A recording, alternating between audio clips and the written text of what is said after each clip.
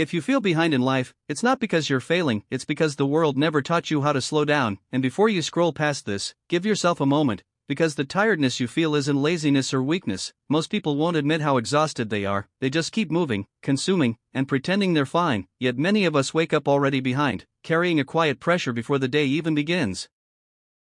Behind on messages we haven't answered, behind on goals we haven't reached, behind on a version of ourselves we think we should already be, and no one ever stops to ask who decided we were late in the first place.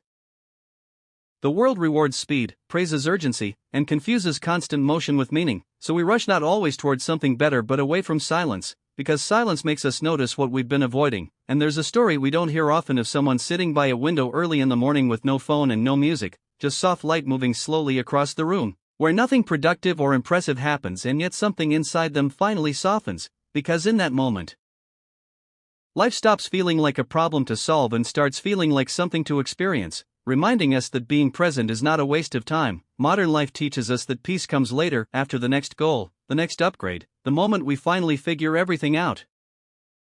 But peace does not live in the future, it lives in attention, in noticing your breath without trying to control it, in feeling your feet on the ground, in realizing you don't need to improve yourself to deserve rest. And quiet philosophy doesn't shout answers, it whispers better questions, like what if you don't need to become more but simply remember who you were before you were constantly interrupted? What if rest is not a reward you earn but a return to something you forgot you had?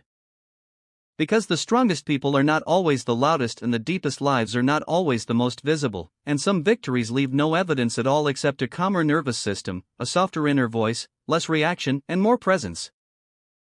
You are allowed to move slowly through your life, choose depth over noise, step off the treadmill of comparison and arrive exactly where you are, because progress does not always look like climbing higher, and sometimes it looks like staying still, listening, and letting go of the need to constantly explain yourself. And not every chapter needs to be dramatic or every season productive, since some seasons are simply for becoming real again. So if today feels ordinary, let it be. If you feel tired, listen instead of pushing harder. If you feel lost, pause, because you are not falling behind, you are learning the rhythm of your own life in a world that never stops rushing, and choosing calm in a loud world is not weakness, it is clarity. And if this moment of quiet resonated with you and you want more calm motivation, quiet philosophy, and reflective storytelling for modern life, subscribe to the channel, not to escape life, but to learn how to be present in it.